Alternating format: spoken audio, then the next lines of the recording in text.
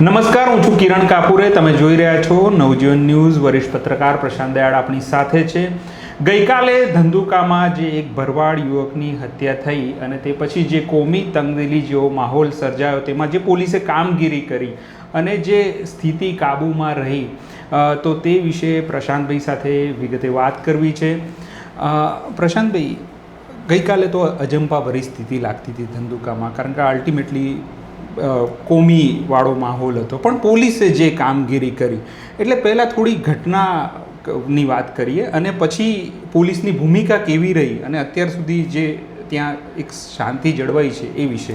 બહુ અગત્યની વાત છે કિરણ, કે મારા લાંબા સમયના અનુભવ પછી મેં એક સારા દ્રશ્યો એક પોલીસ અધિકારીને સારી રીતના કામ કરતા અને કાયદાની મર્યાદામાં રહીને ધર્મથી ઉપર જઈને કામ કરતા મેં જોયા છે. ઘટના પહેલાં આપણે દર્શકોને કહી દઈએ કે ધંધુકામાં પહેલાં તો કહી દઈએ કે ધંધુકામાં અત્યારે શાંતિ છે, કોઈ ચિંતાનો વિષય નથી. ઘટના એવી હતી કે ધંધુકામાં એક ભરવાડ યુવક પોતાની મોટરસાઇકલ ઉપર જઈ રહ્યો હતો અને એક મુસ્લિમ યુવક તેની પત્ની સાથે જઈ રહ્યો હતો.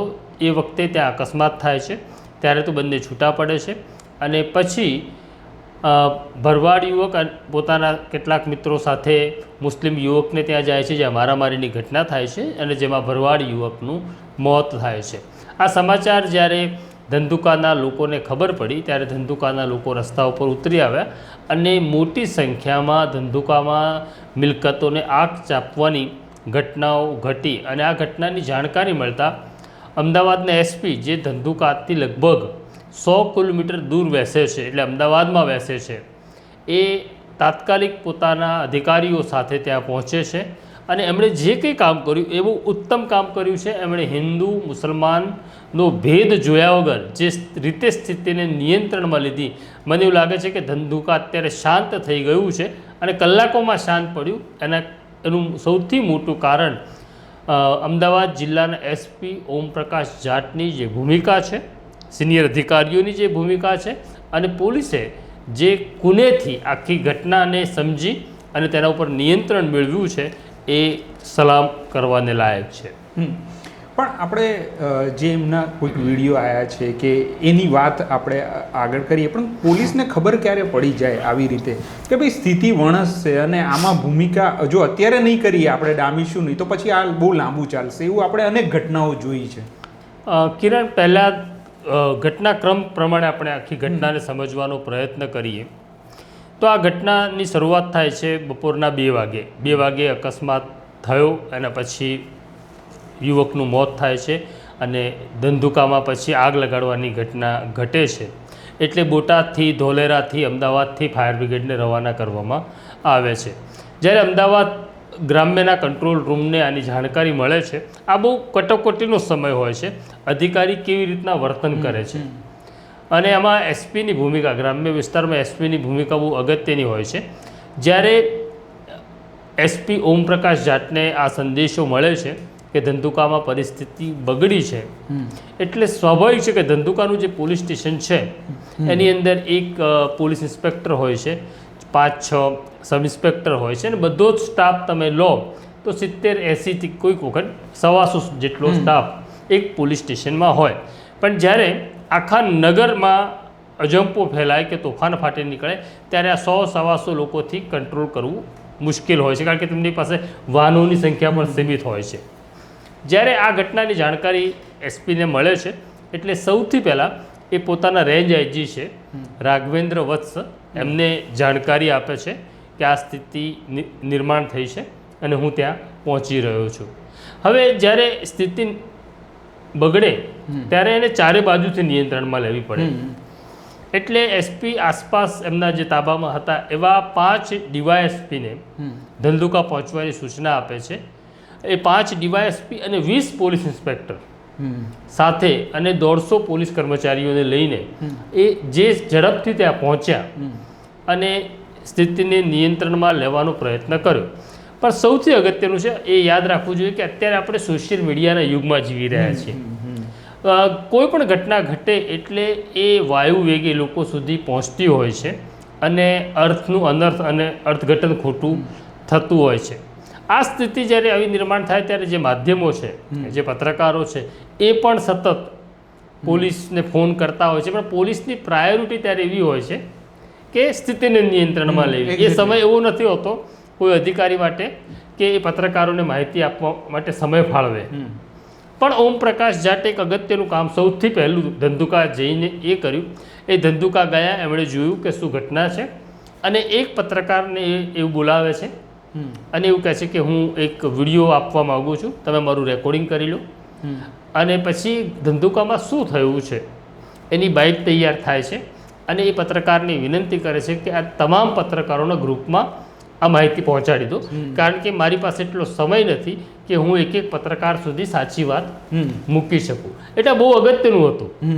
મેં અત્યાર સુધી આ પ્રકારનું મીડિયા મેનેજ કરીને સ્થિતિને સારી રાખવા માટે, કોઈ વ્યક્તિગત લાભ લેવા માટે નહીં, સરકારને કે ફલાણાને ફાયદો કરાવવા માટે નહીં, પણ ધંધુકાને અને હું તો કહું છું કે ગુજરાતને એક્ઝેક્ટલી આગમાં હોમાતું બચાવવા માટેનો આ પહેલો પ્રયાસ એમનો આ હતો. બરોબર. એટલે એ વિડીયો પણ કદાચ આપણે આ દર્શકોને બતાડી દઈએ આપણે. મને એવું લાગે છે કે એમણે धंधुका पहुंचीने ये सौથી पहलू काम करिए. वीडियो पर तवे જોઈ लो. धंधुका में एक मर्डर का एक इंसिडेंट हुआ था. उसमें दो बाइक के बीच में एक टक्कर हुई थी. उसके बेसिस पे दोनों के बीच में झगड़ा हुआ और झगड़े के बाद में एक युवक के हाथ में जो छरी थी वो उसने दूसरे युवक के पैर में एक छरी मारी थी और उसके बेसिस पे ब्लीडिंग होने के कारण उसकी एक युवक की डेथ हुई है. और वो डेथ होने के बाद में क्योंकि स्वाभाविक है कि जब भी किसी की डेथ होती है तो थोड़ा गांव का माहौल इमोशनल था. काफ़ी सारे लोग इकट्ठा हो गए और उन्होंने उसमें से कुछ लोगों ने जो है यहाँ पे आगजनी भी करी. और ये इस मर्डर की घटना में जो दोनों आरोपी थे, दोनों आरोपी को तत्कालिक पुलिस ने अरेस्ट कर लिया. और इसके साथ जिन जिन लोगों ने आगजनी करी उसमें 15-20 लोगों को हमने डिटेन किया और उनकी क्वेश्चनिंग अभी चालू है. और अभी पूरे गाँव में एकदम शांति का माहौल है. और आपके मार्फत ये कहना चाहता हूँ कि ये शांति बनी रहे, इसमें लोगों का हमें सहयोग चाहिए. और जो भी कायदे को हाथ में लेगा उसके खिलाफ कड़क से कड़क कार्रवाई करेंगे, क्योंकि हर जगह हमारी पुलिस तैनात है.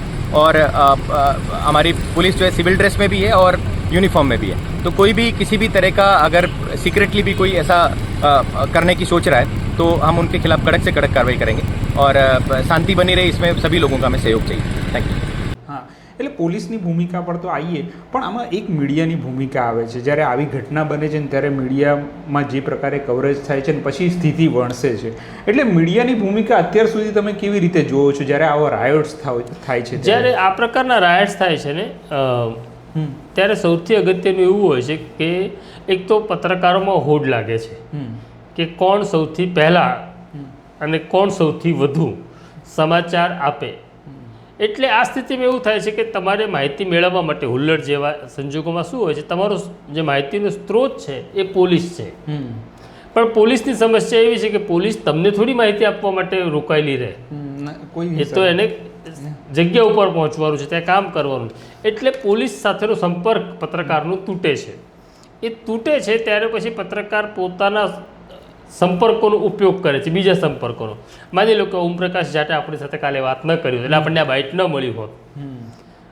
સામાન્ય રીતે તો હું એવું કરું છું કે આવા સંજોગોમાં હું અધિકારીઓ સાથે વાત કરવાનું ટાળું, કારણ કે પ્રાયોરિટી એમની જુદી હોય છે.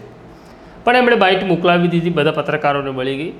પણ પછી શું થાય, માની લો કે આ ન આવ્યું હોત તો આપણે ધંધુકામાં કોઈને પૂછતા. હવે ધંધુકામાં પેલો જે માણસ આપણે જેને પૂછીએ છીએ એને કેટલી ખબર છે આપણને નથી ખબર. એટલે પછી એ શું કહે કે 2 મરી ગયા લાગે છે, 4 મરી ગયા લાગે છે, 20 ઘાયલ થયા હોય એવું લાગે છે. અને પછી ખોટું ચાલે છે. પછી મેં ચલાવી દીધું ખોટું, એટલે તને એવું લાગે છે કે તારી ચેનલમાં એ રહી ગયું કે ભાઈ 2 મરી ગયા, તારા એડિટરે કીધું 2 મરી ગયા તને ખબર નથી, 4 મરી ગયા તને ખબર નથી. એટલે પછી તું એ ચલાવવા લાગે છે અને પછી ખોટા સમાચારો વહેતા થાય છે. તો આ સ્થિતિમાં બહુ સરસ થયું. આ ઘટના પહેલી વખત આવી ઘટના છે કે જેમાં ખોટા સમાચાર ન ચાલ્યા. પછી આના પહેલાં પણ 4 વર્ષ પહેલાં કિશન ભરવાડની હત્યા આ જ વિસ્તારમાં થઈ હતી. એટલે પોલીસને આવી જ્યારે ઘટના બને છે ત્યારે કોમી તંગદિલીમાં એમની મુશ્કેલી શું હોય છે? સૌથી મોટી મુશ્કેલી, કારણ કે એક બાજુ છે ને રાજકીય નિવેદનબાજી બી થાય છે. એટલે એ વખતે પોલીસનું કામ તો બહુ કઠિન થઈ જાય. હા, તે કિશન ભરવાડની વાત કરી એટલે મને યાદ આવ્યું કે જ્યારે આ પ્રકારની કોમી ઘટના ઘટે છે ત્યારે અધિકારીના મનમાં જાણે અજાણે એવો વિચાર આવે છે કે મારા એક્શનથી સરકાર નારાજ તો નહીં થાય ને. અચ્છા, હા. એવો વિચાર જ્યારે આવે ત્યારે તમે બરાબર કામ નથી કરી શકતા. પણ આ કિસ્સાની અંદર મને એવું લાગે છે કે સરકારને શું લાગશે એ એસપી ઓમપ્રકાશ જાટે કે આઈજી રાઘવેન્દ્ર વત્સે વિચાર નથી કર્યો. બરાબર, કાયદો અને વ્યવસ્થાનો પ્રશ્ન છે અને અમારે માત્ર કાયદો અને વ્યવસ્થાની વાત કરવાની છે, સાંભળવાની છે. એમણે ન તો સરકારની ચિંતા ન કરી, ન તો હિન્દુ સંગઠનની ચિંતા ન કરી, ન તો કોઈ મુસલમાન શું માનશે એની ચિંતા ન કરી. એમણે એ જ કર્યું જે કાયદાની પોથીમાં લખ્યું હતું. એટલે એ લોકો બહુ સરળતાથી આ સ્થિતિ ઉપર નિયંત્રણ મેળવવામાં સફળ થયા. બરાબર. પણ આ અગાઉ પણ જ્યારે કિશન ભરવાડનો કેસ બન્યો હતો ત્યારે એની જે પોલીસની કાર્યવાહી એ કેવી રીતના થઈ હતી? પોલીસની એમાં શું ભૂમિકા હતી? જો પોલીસ જ્યારે મેં કહ્યું ને કે એ પાર્ટીનો હિસ્સો બનવા લાગે ત્યારે ગડબડ થાય છે. આ જ કિસ્સામાં આપણે આગળ વાત કરીએ કે જ્યારે આ ઘટના ઘટે છે અને ભરવાડ યુવકનું મૃત્યુ થાય છે ત્યારે એના મૃતદેહને પોસ્ટમોર્ટમ કરવા લઈ જાય છે. લોકોમાં આક્રોશ હતો, એ બહુ સ્વાભાવિક વાત છે. ભરવાડ સમાજના લોકો પણ ત્યાં એકત્રિત થયા હતા. એસપી ઓમપ્રકાશ જાટ ત્યાં પહોંચી જાય છે.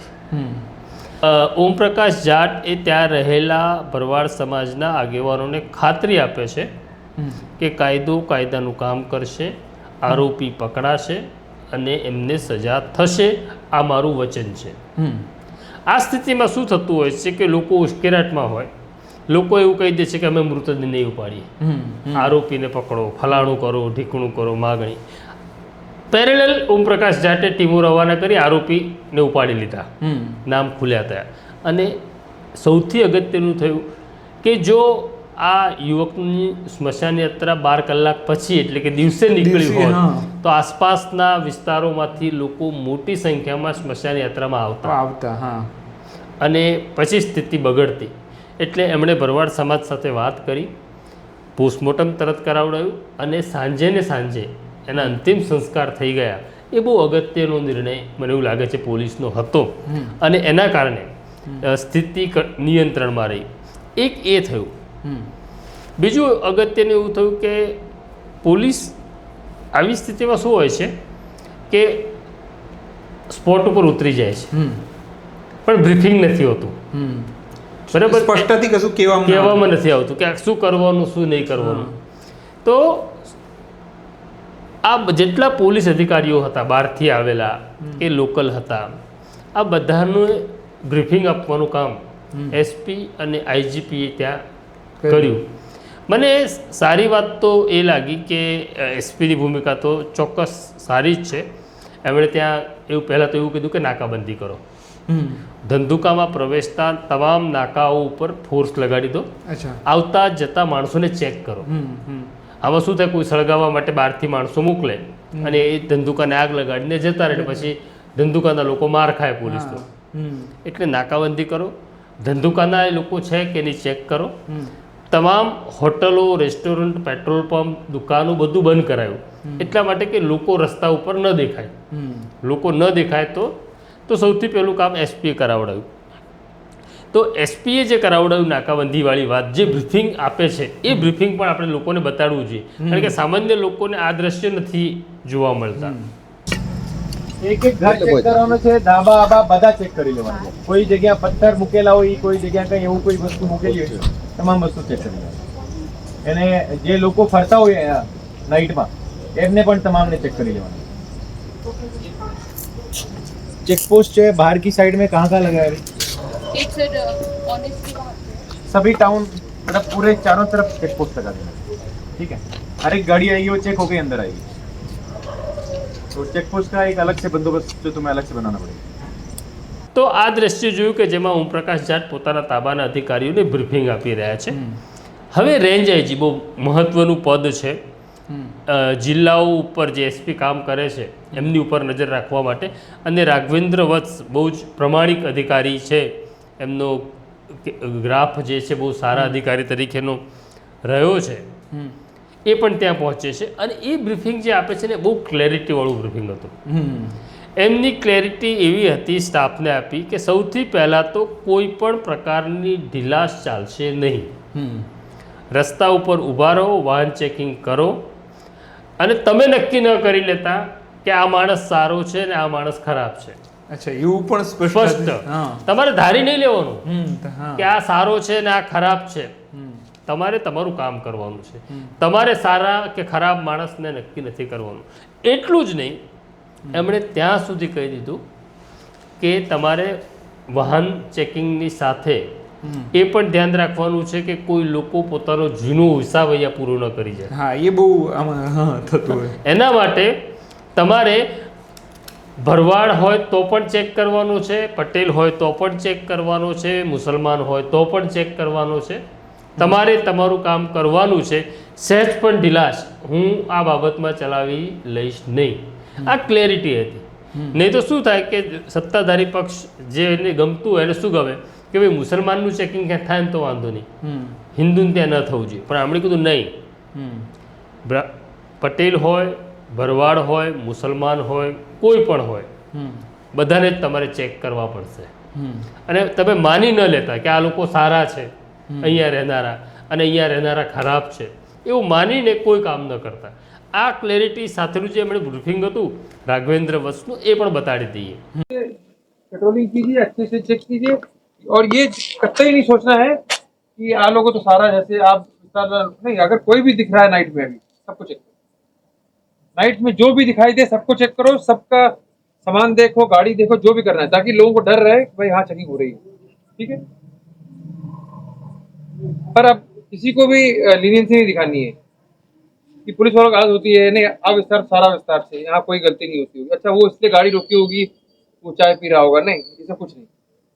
होटल में दिख जाए, अगर 2-4 गाड़ियां दिखे तो पूछ लो ये गाड़ी किसकी है, कौन है, आप आइए बाहर आइए, गाड़ी चेक कराइए. आपको कुछ भी एज्यूम नहीं करना है कि अच्छे लोग बैठे हुए हैं. सख्ती करो ताकि अगर कोई आदमी बदमाश मिले तो उसको 2-4 लोगों को लेके आओ. 50 प्रोविजन है सीआरपीएस में, सीआरपीसी और बीएनएसएस में, उसको यूज कीजिए नाइट वाले के लिए.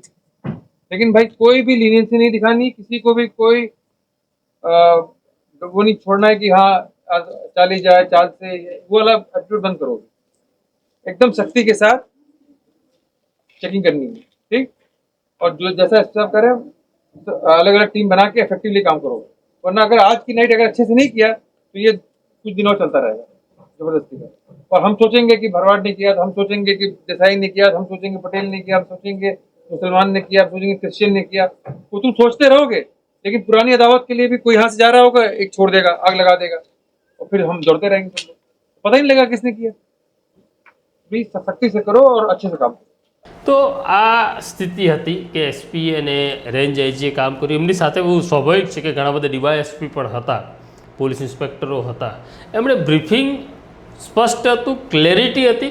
અને છે ને ફોર્સ કાયમ સેનાપતિને જોતો હોય છે હા, કે સેનાપતિ કઈ દિશામાં જાય છે, સેનાપતિનું મન શું કહી રહ્યું છે, અને એ રીતના જ ફોર્સ કામ કરતો હોય છે. પણ અહીંયા ક્લેરિટી હતી કે હિન્દુ મુસલમાનની વાત નથી કરવાની, કાયદાની વાત કરવાની છે. અને એના કારણે જ ખાલી ધંધુકાની ગુજરાત કોમી તોફાનમાં જો ફેંકાઈ જતું પણ એમાંથી બચી ગયું છે. અને પ્રશાંત, એક પેલો ફિલ્મી ડાયલોગ છે, બચ્ચન ખાકી પિક્ચરમાં બોલે છે કે ભાઈ પોલીસ ઈચ્છે તો બાળકના હાથનું રમકડું પણ ના છીનવી શકે. તો એ વાત સાચી કે પોલીસ નિયંત્રિત એમ કે ભાઈ આપણે નથી, અહીંયા કશું જ ન થાય તો ન જ થાય. આપણે ધંધુકામાં તો એ જોયું. હા, ધંધુ બરાબર. મેં ઘણા બધા રાઇટ્સ જોયા છે અને રાઇટ્સમાં પોલીસને મેં હિન્દુ બનતા પણ જોઈ છે, પોલીસને મેં મુસલમાન બનતા પણ જોઈ છે. અને 2002ના તોફાનમાં અમદાવાદના તત્કાલીન પોલીસ કમિશનર હતા પ્રશાંત ચંદ્ર પાંડે, એમણે તો ટેલિવિઝન એક ચેનલની ઇન્ટરવ્યૂમાં પણ કહી દીધેલું કે અમદાવાદમાં જે રીતના તોફાનો થયા, કમનસીબી છે કે મારી પોલીસ હિન્દુ થઈ ગઈ હતી. અચ્છા, એમને એવું એમણે કબૂલ કર્યું હતું. તો આવું થાય છે. પણ આ કિસ્સામાં આ લોકો માત્ર ખાખીમાં જ રહ્યા. ન તો એમના ઉપર કોઈ ધર્મનો રંગ ચડ્યો, ન તો પાર્ટીનો રંગ ચડ્યો, ન તો જ્ઞાતિનો ચડ્યો. પછી આમાં જે ખાલી હવે એક સવાલ ટેકનિકલ કે આ તોડફોડ થઈ છે એમના પર પણ ગુનો નોંધાશે, એ પણ શું થશે? હા, એટલે 2-3 ઘટનાઓ સાયમલ્ટેનિયસલી ચાલી છે. એક તો હત્યાનો જે ગુનો નોંધાયો છે જેની તપાસ ધંધુકાના પોલીસ ઇન્સ્પેક્ટર પોતે કરી રહ્યા છે. પણ રાઘવેન્દ્ર વત્સે એક સરસ કામ કર્યું છે કે તપાસ તો થાય પણ પ્રોપર થાય. એમાં કોઈ છીંડા રહી ન જાય. એવું ન થાય કે 5 વર્ષ પછી જ્યારે ટ્રાયલ પૂરી થાય ત્યારે આરોપી સામે પુરાવા નહોતા, એ ગ્રાઉન્ડ ઉપર કોઈ છૂટી જાય, અથવા માત્ર મુસલમાન છે એટલે વધારાના 2-4 નામ ગાળી દો તમે, એવું પણ ન થાય. એના માટે એમણે એક એસઆઈટીનું ગઠન કર્યું છે. ત્યાંના ડીવાયએસપી છે પ્રજાપતિ એક એસઆઈટીના વડા તરીકે ત્યાં કામ કરે છે. લોકલ ક્રાઇમ બ્રાન્ચના પોલીસ ઇન્સ્પેક્ટરને મૂકવામાં આવે છે. આ લોકો ધંધુકા પોલીસ જે તપાસ કરી રહી છે એ યોગ્ય દિશામાં છે. એમાં કોઈ ટેકનિકલ પ્રોબ્લેમ નથી આવી રહ્યો, એમાં કાયદાકીય કોઈ સમસ્યા નથી આવી રહી, એનું સુપરવિઝન કરી રહી છે. અને હત્યાનો ગુનો તો નોંધાયો છે, પણ જે પ્રોપર્ટી લોસ થયો છે, મિલકતોને ટોળાએ આગ લગાડી, એનો પણ એક અલગ ગુનો નોંધાયો છે, જેમાં પણ ધરપકડો થશે. હવે છેલ્લો સવાલ કે આ જે મીડિયાને બ્રીફિંગ કરવાનું, તો આજે પણ એક મેસેજ મળ્યો છે મને લાગે મીડિયા એની પણ વાત કરવી જોઈએ. એમણે બહુ એક સરસ વાત પત્રકારોને લેખિતમાં મોકલી છે. એનું કારણ એવું છે કે અત્યારે એવું છે કે આપણે સમાચારની હોડમાં જીવીએ છીએ અને પછી આપણને જ પ્રમાણભાન રહેતું નથી કે શું કરવું શું ન કરવું. અને અત્યારે એવું છે કે દરેક પાસે મોબાઈલ છે, માઇક છે, એટલે કેમેરા ચાલુ કરે છે અને માઇક ધરી દે છે અને પછી લોકો અનાપ શનાપ બોલે છે. ભરવાડ હોય મુસલમાનની વિરુદ્ધ બોલે, મુસલમાન હોય એ ભરવાડની વિરુદ્ધ બોલે, કોઈ સરકારની સામે બોલે, કોઈ ભાજપની સામે બોલે, અને પછી એ વાત વધી જાય છે. એટલે એસપી ઓમપ્રકાશ જાટે પત્રકારોને એક મેસેજ નાખ્યો છે અને એમણે એવું કહ્યું છે કે તમે આ ઘટનાનું રિપોર્ટિંગ કરો, કવરેજ કરો, કોઈ વાંધો નથી, પરંતુ એક વિનંતી છે મારી કે એનું જે બેસણું થવાનું છે એના બેસણામાં બાળકો અને સ્ત્રીઓ આવશે તો એના વિઝ્યુઅલ ન બતાડવા, એમની મર્યાદા જળવાય.